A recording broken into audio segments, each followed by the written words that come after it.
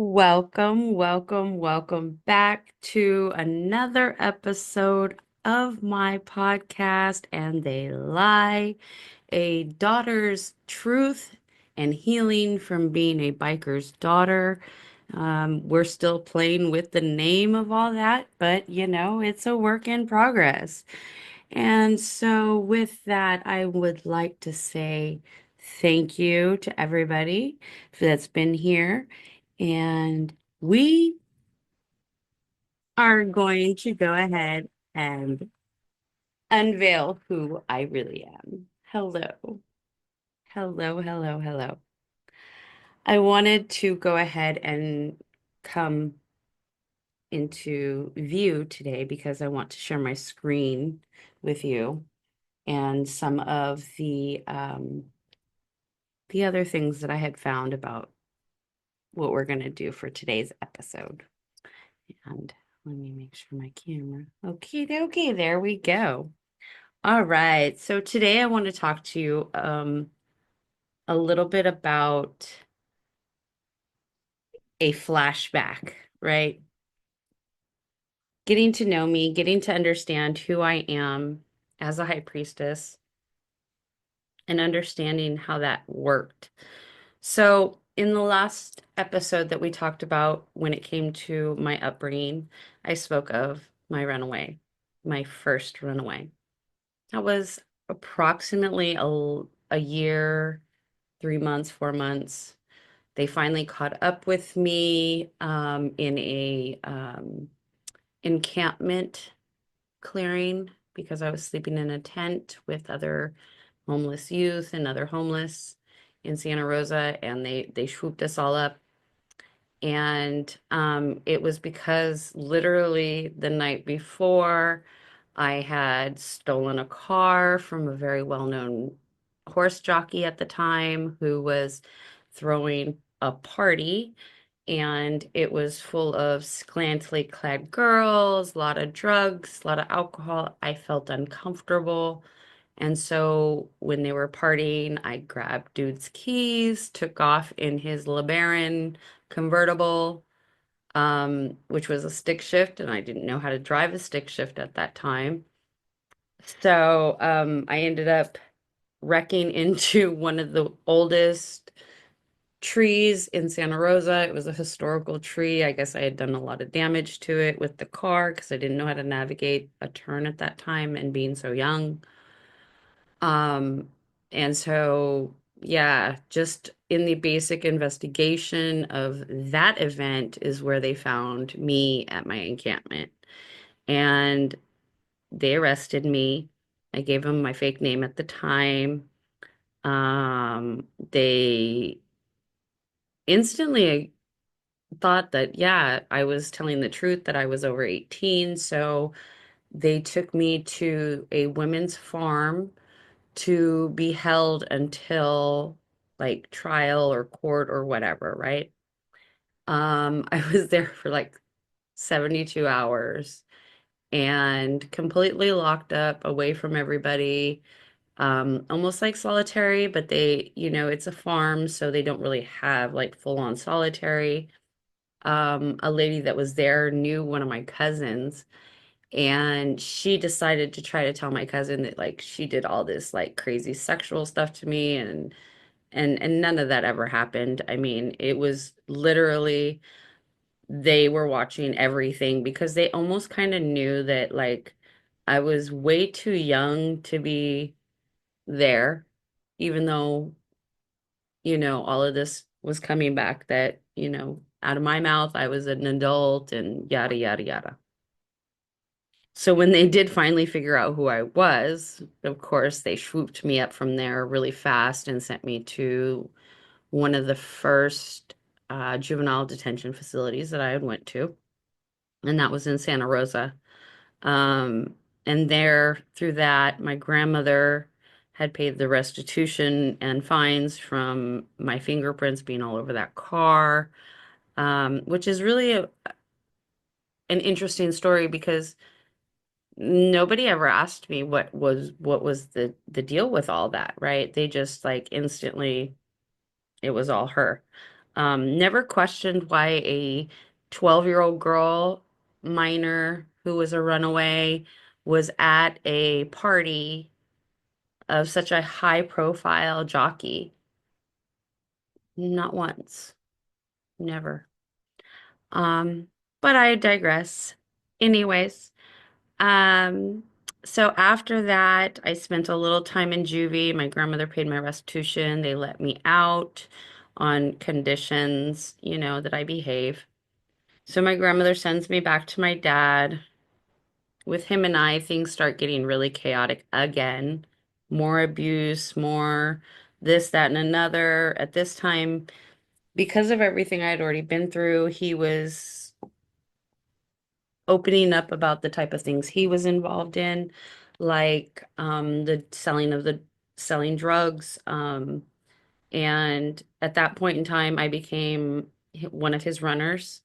And um, it was then that I was raped by one of his very well-known druggies, drug users, buyers. And after that, I kind of changed a lot more than and I can't say kind of. That's minimizing it. I seriously changed after that. After that, I was all about super survival.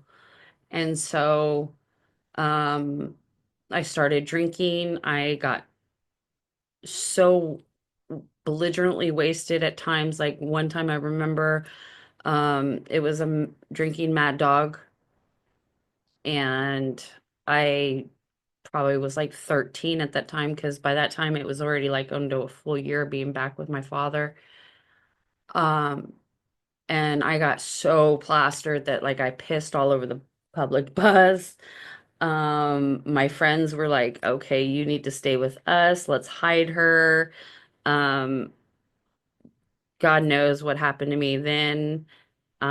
Because I think I pretty much probably blacked out, and I blacked out a whole period of that time. Um, it started to shift again here between 13 and 14. Um, a lot of chaos, a lot of fighting back and forth between my father and I, a lot of moving in and out of motels throughout Reno. Um, Most of them were the time we were in off of 6th Street at a motel right there at the end. I can't remember the name of it. But we were there for quite a few years in different rooms. We'd move around. And then we moved over to West 2nd Street to a motel there where my dad had been really well connected with the manager at the time. And we had a cute little upstairs above the office. We had our own little cute room that had like a balcony, and it had a walk-in closet. I turned the walk-in closet into my own room. Um, it was chaos. That whole time was just absolute chaos. So, there was a lot of things that happened because I had already just been like raped by this awful man. I was very protective of myself, and I was making food in our little kitchenette, and one of the local boys that was older thought he could try to be pushy with me in ways, and I just wouldn't tolerate it. So I punched him, ran upstairs, grabbed my airsoft pump BB gun, and positioned myself on the top of the balcony so that when he rode by on his bike, I could snap a shot at him and scare him to basically tell him to like leave me alone. Well, apparently I am a decent shot because it struck the handlebars of his bike and popped up and hit him in the soft spot right here under his eye. Needless to say, his mother called the police on me, my probation officer, because I had been in and out and getting so much trouble at that time, getting kicked off of City Fair, the city center in Reno because I was fighting. So I had a long record already. And so my probation officer comes and he sees the type of lifestyle that I'm living in, um, drugs everywhere. The room smelled like pot. He instantly arrested me, took me to juvenile hall. They put me through a 28-day program for rehab, which really wasn't going to help me because I wasn't really using to to be like, addicted. I was using to cover up what I was going through. And especially since my dad was giving it to me, it was like, whatever, it was just second nature.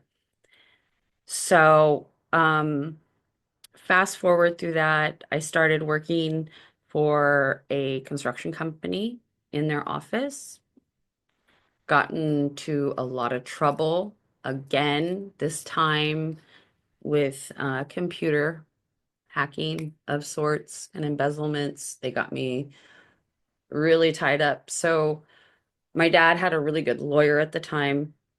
This lawyer went into the court and they worked a deal where since I wasn't getting any better in that program, they were going to send me to a program that was in Utah. And that is going to be the discussion of today. The time at CPC, Olympus View Hospital. Today's episode is going to be surviving Olympus View and the truth that they tried to bury because they have closed that facility. And this is going to be a deep dive into those years between that first runaway and then the 11 months that I spent in this facility, locked inside this hospital.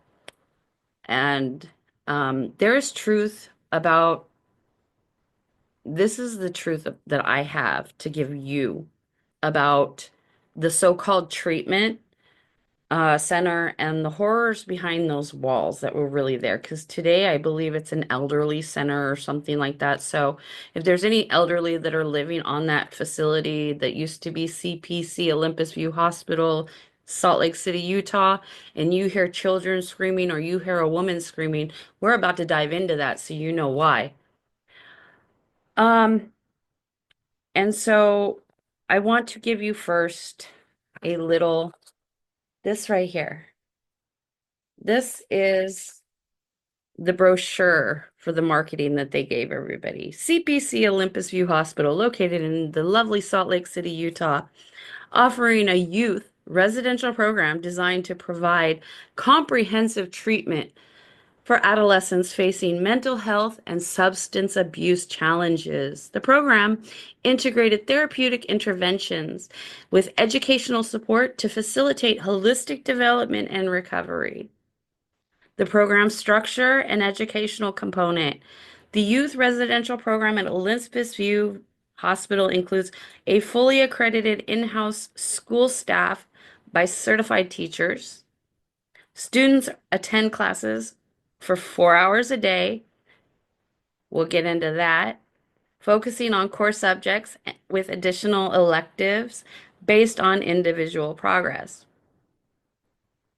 Keywords: based on individuals' progress. This structure ensures that educational needs were met alongside therapeutic goals, allowing for transferable student credits upon completion. That was like, yeah. The therapeutic approach. The hospital employs a multidisciplinary team comprised of board certified or eligible psychiatrists, licensed psychotherapists, registered nurses, master level therapists, certified addiction counselors, and registered dietitians. The treatment plan is always personal, incorporating various therapeutic modalities such as the 12-step study groups, which weren't study groups. They were full-on group sessions. Process group therapy. Creative and recreational group therapies. Task-oriented therapies.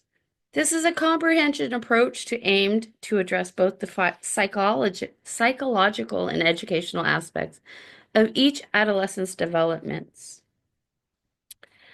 So this was a 12-acre campus in the Hollandaise area of Utah.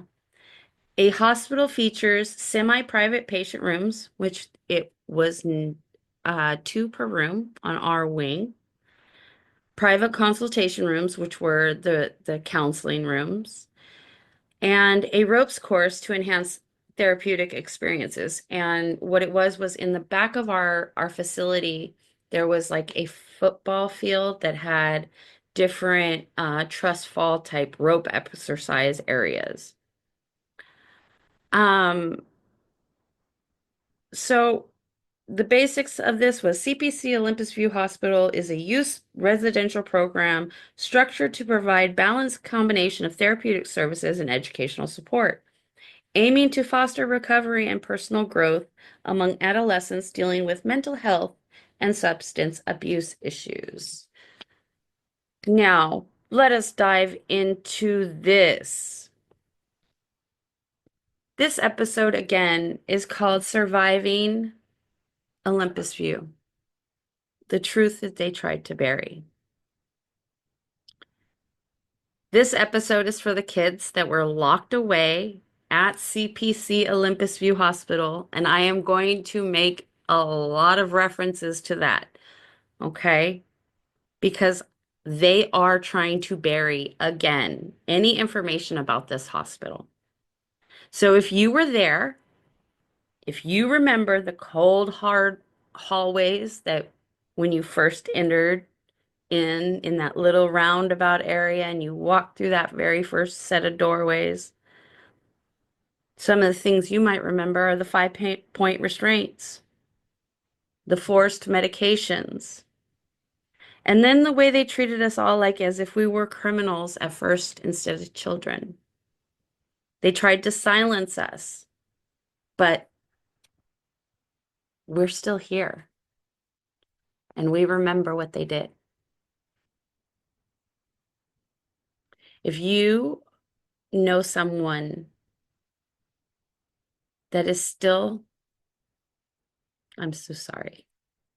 It's just, I remember all of this. It comes flooding back to me. I know some of you are still haunted by what has happened. I am. I also know many of you, like me, have fought your way out of that darkness to where you can survive and thrive today. So this is my story, but it's also yours. If you were there, reach out to me. I have links in my bio. Please feel free to reach out to me because your voice matters. Today's episode is going to be a little long, so you know. So after that second time that I ran away and they locked me into the juvenile hall again and they sent me to St. Rose, or I'm sorry, St. Mary's. It was St. Mary's residential 28-day program.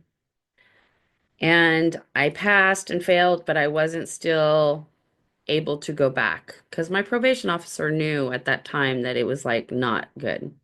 So this is where they decided that, the CPC Olympus View program was going to be best for me because it was a long-term residential program. So the only thing that they needed to do was to strip my father of his parental rights and give it to the state, make me a ward of the state of Nevada. And they did that.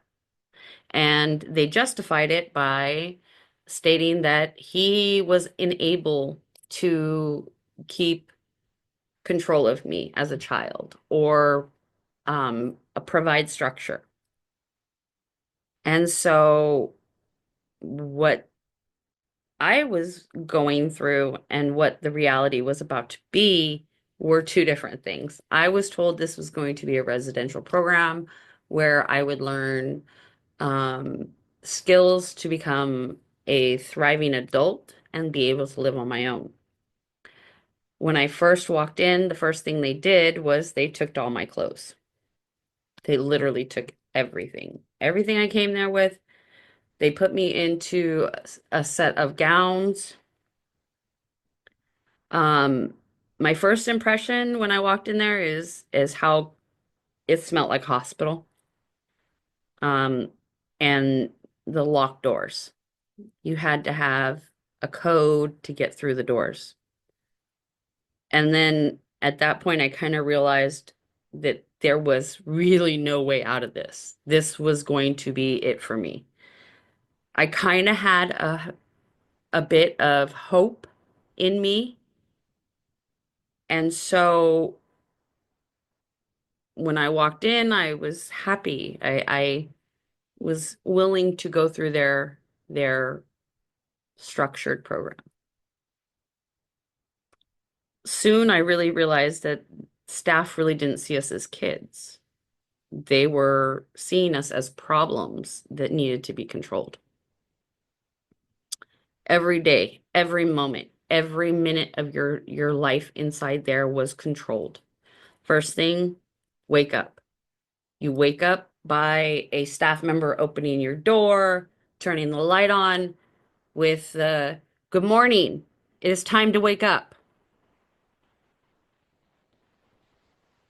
We'll be leaving for breakfast soon. And you were, if depending on if you were still in robes or what level you had reached, depending on if you were given breakfast in your room or if you were allowed to go to the cafeteria with the rest of the your group. After eating, it was instantly into therapy. So as soon as everybody got back from breakfast, here come the therapists. Everybody's checking in, doing their check-ins to see how everything's going. Because I was still in the first, I didn't get to go to schools yet or the class or anything like that. Um, it was again a lot of assessing, a lot of talking to different therapists, a lot of talking to different dietitians. And the one thing that they would continuously repeat to me is that as long as I made it through these levels and I would be able to have more freedoms, I would be able to have my clothes back, um, and things like that. So it was again an everyday wake up, eat, therapy, silence, repeat. So you, as soon as I started reaching these point system levels, I got my clothes back within like I would say a week. But it wasn't all my clothes. It was what they deemed as appropriate wear, and they had went through everything, of course.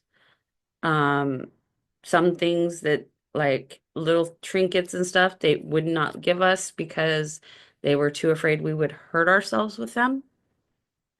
Um, Within that week, I was instantly handed off to a LCSW. And my LCSW, I will name him. If he has a problem with it, I'm so sorry. You worked there for 2.5 years. You were my therapist. Um, that's all there is to it. His name was Chuck Nuttall. He was a really, really decent person. Um, he didn't really like push very much. He did start to really notice that I think midway through that I was really working the system because that's what I had learned from the other kids. And so, in essence, what he was trying to do for that whole time period was pretty much just try to figure out where they would be sending me so that I could start fresh again. Um, so that's pretty much how it went with him. Did he care or was I just another case file? Who knows? It felt genuine to me. There was only a few people there that were staff members that I felt were genuine. There were quite a few other youth that I felt were um, very close to me. Some had come from Reno, I remember. quite a few of my friends from Reno. We were all at CPC. And if you were there, Mike, James, Crystal, um, there was quite a few others. I'm sorry, there was just so many. Like you guys know, you were there, Jared. Um, yeah, reach out. I would love to hear how you have navigated life after this chaos. Um, so the treatments, they really weren't about healing. These group sessions were more meant for the kids to realize that it was only their behavior that had caused everything. And it was more about them not having obedience. So we quickly all kind of started to learn that there were certain things some of the kids just couldn't. And so those kids got put into 5-point restraints. If you didn't comply, they'd strap you down at your wrists, your ankles, your chest, and sometimes even your head with these thick leather that would like dig into your hands, into your skin, and it would render you absolutely helpless. And no matter how much you'd fight, it was always about control, never about safety. So if you were being restrained and you were fighting and being combative, I remember one of my sisters, June, boy, because only you could only go for so far, so long. And she was a big girl and she was fighting back and they took a this is the first time I saw this. I had heard that they did this, but it was the first time I witnessed it. They took and injected her with Thorazine, and it instantly rendered her like just sedated, just out. And so they would put you on this cold table, concrete table in this concrete room, strapped down, and they would just leave you there. Once those drugs would kick in, your body would shut down. Your mind, you would be literally like trapped in your mind in a fog. And some kids were forced into those 5-point restraints. They were injected and then they'd just be left there for like 12 hours, 24 hours. And this was all legal at that time. It was considered treatment.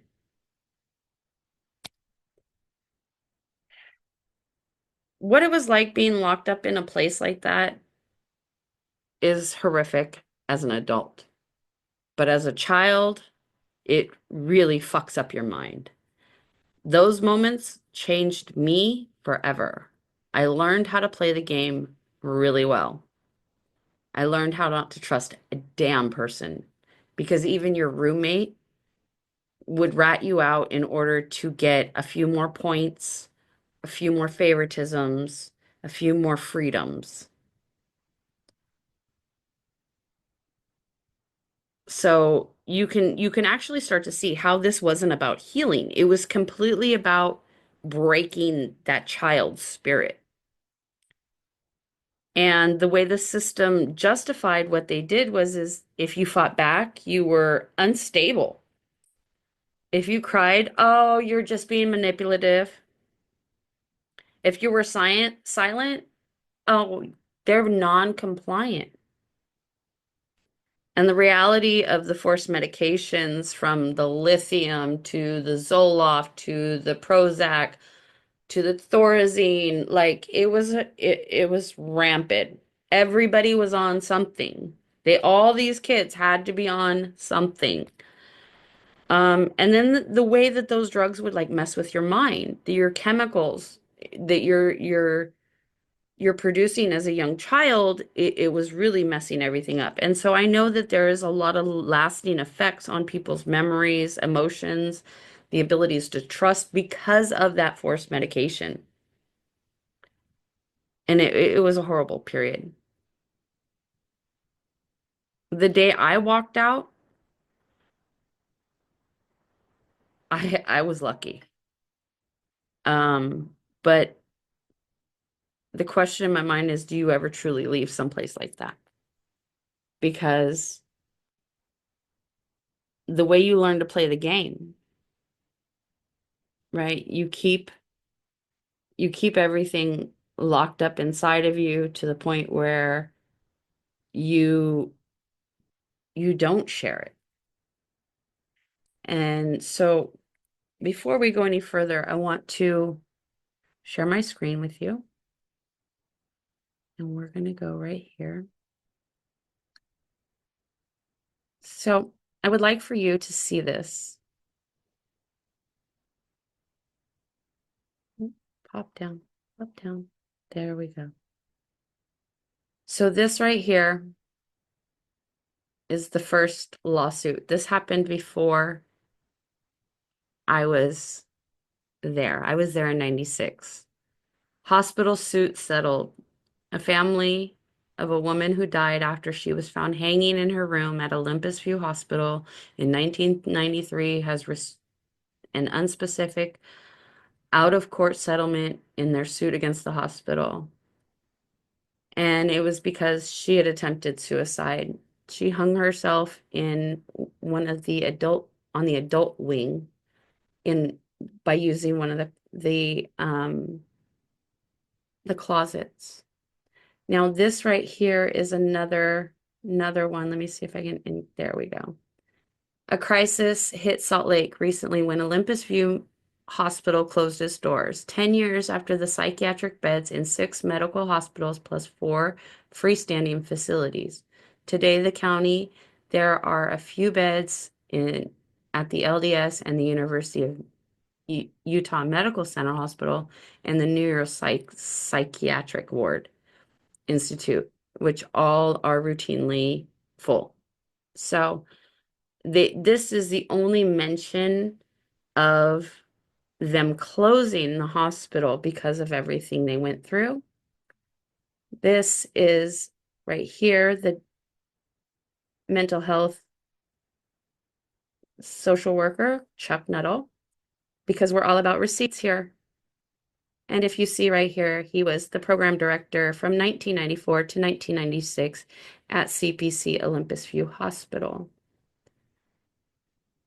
So again, here is another really quick perspective. This was put out in December of 1999 before they officially closed, where they speak of having a residential treatment center specifically for adolescents who have previously completed an inpatient program and needed further treatment in a structured, safe environment.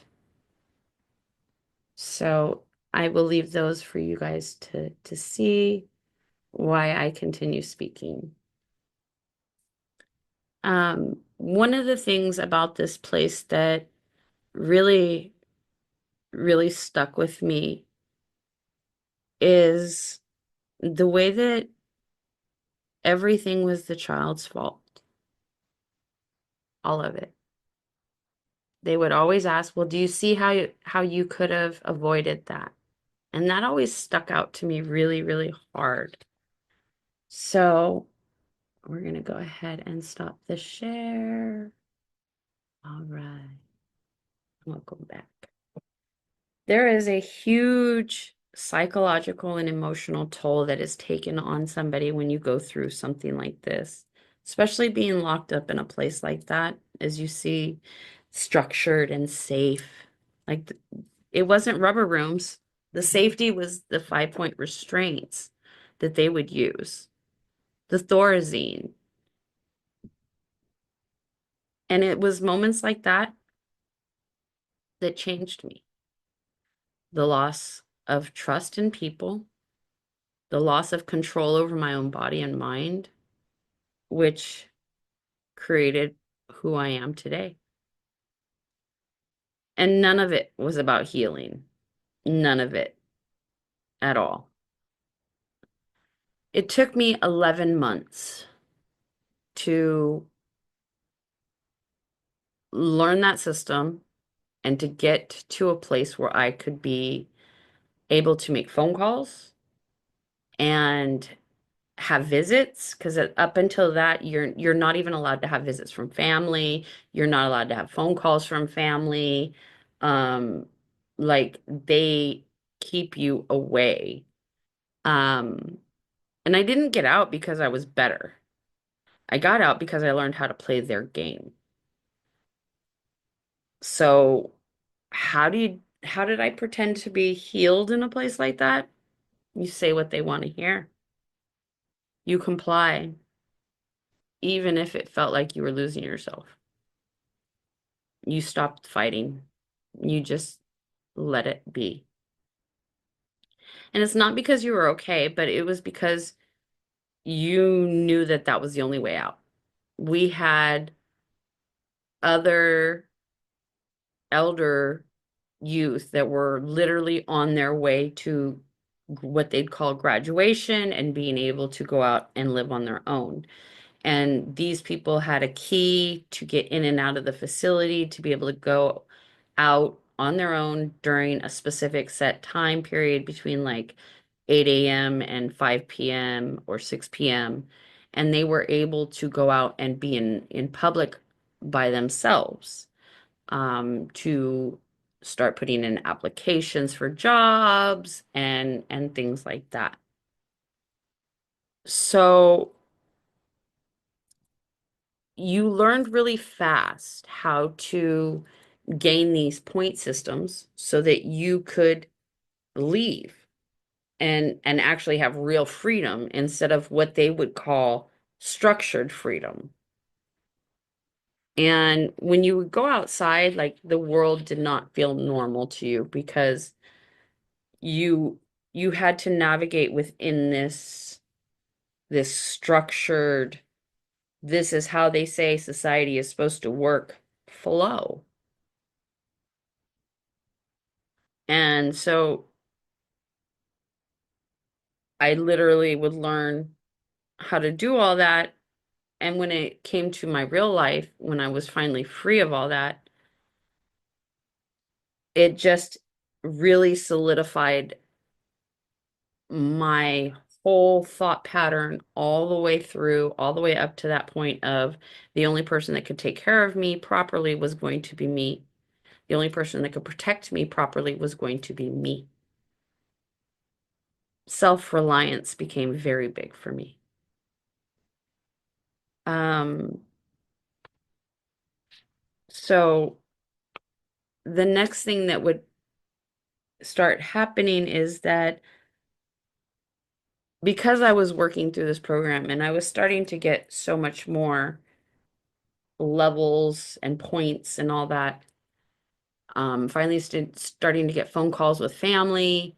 Um, my father's side of the family was just like, "Psh, no, we don't want to have nothing to do with her. You guys have her. We're done with her. Thank God, all that." And my grandparents were like, we're too old. We can't take care of her. We can't, no, no, no. Um, and so we started to explore the option of my mom's family.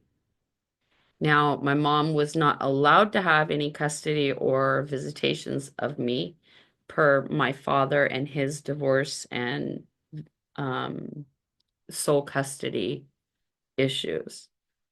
So the my counselor, decided to start contacting and exploring other family members.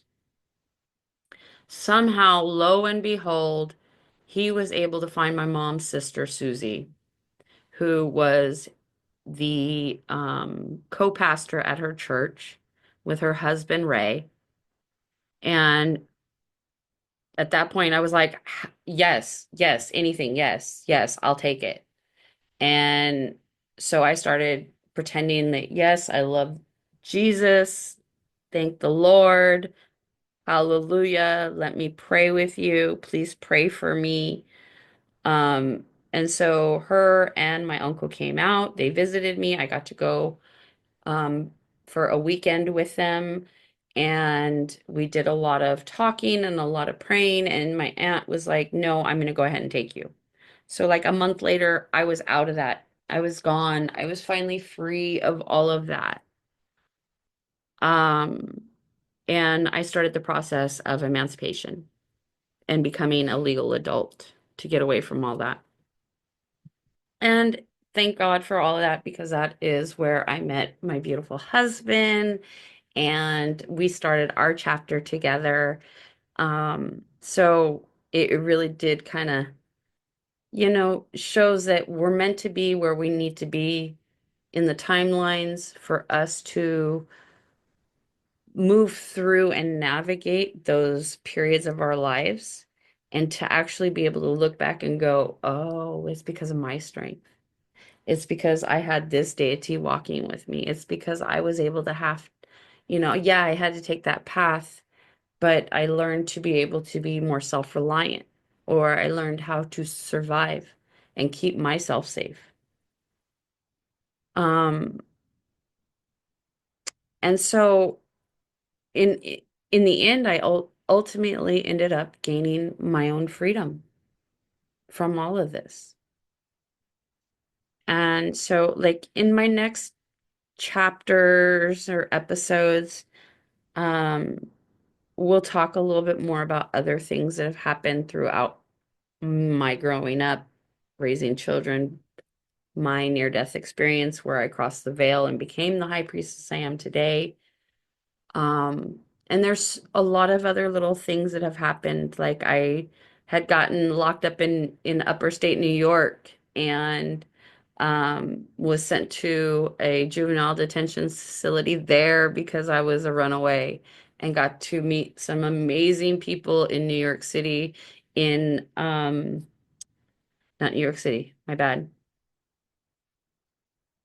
Syracuse. Syracuse is where where I was locked up. I was locked up in Syracuse, New York. And got to meet an amazing foster mom there, who gave me some good advices. And we'll talk more about that in other episodes. So please do stick with me when it comes to this. And like I said, this is more than just my story today. This is a story today of many, many children. There were over 30 of us on this unit that were locked away, that were drugged, and that were restrained. Our records are sealed, but it does not erase our trauma. And this is a direct call to anybody that had been locked away at CPC Olympus View Hospital, Salt Lake City, Utah. If you were there, I want you to know you are not alone. I was there. I want to hear from you. Let us connect. If you remember what happened behind those walls, reach out to me at all the links that are in my bio. Your voice really matters. Um, and maybe, we can do a podcast where you can speak your truth. And why this matters is because these kind of places still exist. The system is still locking away kids and it's calling it treatment. Look at the current campaign Paris Hilton is on. She's on it because she knows that we all went through it. She went through it. And her high price mommy and money made it worse.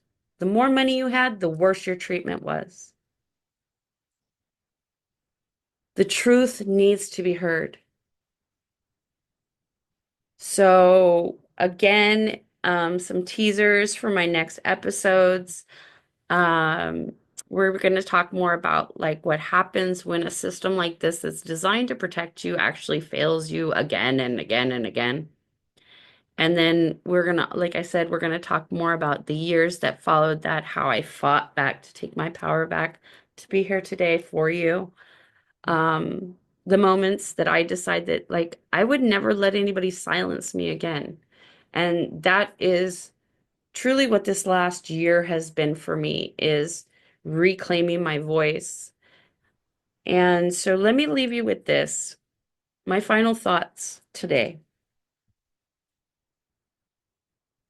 CPC Olympus View Hospital was just one facility, but it represents something bigger. The way we were treated wasn't by accident. It was part of the system that was designed to control, not heal. And I believe that that is why a lot of us are having these awakenings right now. So if you were locked up in CPC Olympus View or any other place like that, St. Mary's residential 28-day programs, any of these adolescent youth programs, reach out to me. I see you. I hear you. I understand where you're coming from. And I will never stop telling our truth, so you know. I will never stop talking about what they did to us, how far they pushed us to the point where some of us snapped. Some of those kids that were in CPC Olympus View tried to commit suicide. And I am fearful that some did. Some achieved it. So if you're a parent of one of those children, reach out to me too. Let's connect. Let your story be heard. Let your child's voice be heard from far so that we can tell the truth about what they did. If you have a story to share, reach out to me. The links are in my bio. Let us bring truth to the light. And with that, I thank you for joining me on this episode. Until next time, which should be Monday. So let you know. Let's pull an oracle card really quick. What message do we need to give for those that may stumble onto this podcast that were at CPC Olympus View? Those of you that were forced into situations and truths that weren't yours, what is the message for them today? What is their guiding light today? Have the courage to be free. There we go. Have the courage to be free. Know that freedom, what does it say? Know that freedom begins where desires end.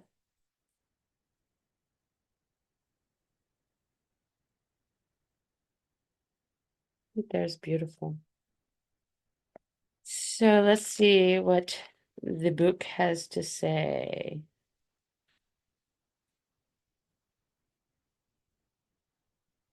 28. Okay.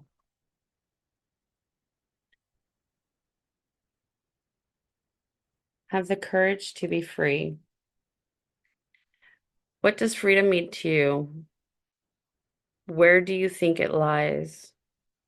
Do you think it can be found in money, power, recognition, or enlightenment? Freedom commences where desires cease. Freedom exists only in the present. You cannot plan for it or save it in a freedom piggy bank to make use of later. Live in the moment and live freely. Freedom is wherever you happen to be. Look around you and seek it.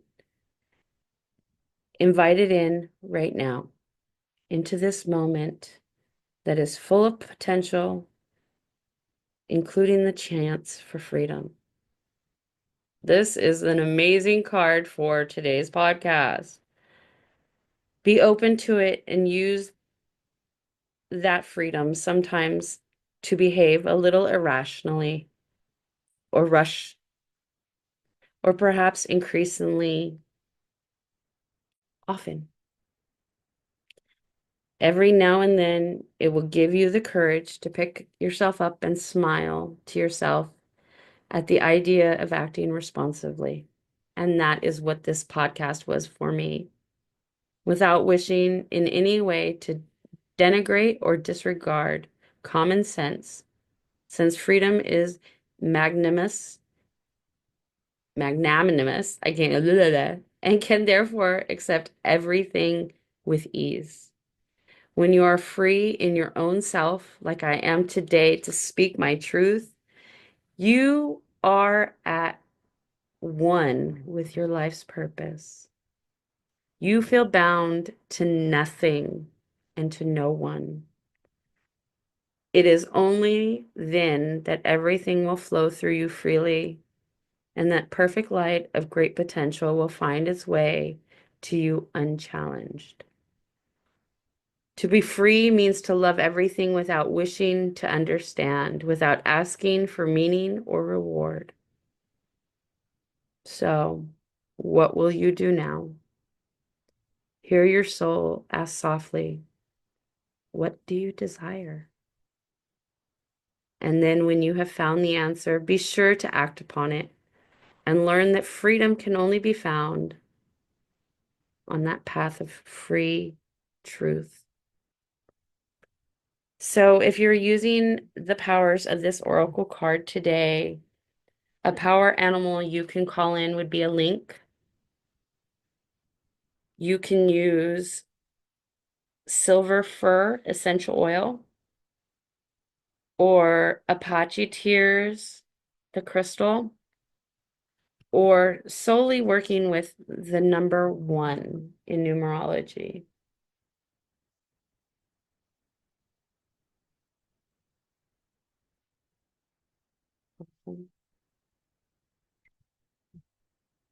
So until next time, sisters, thank you.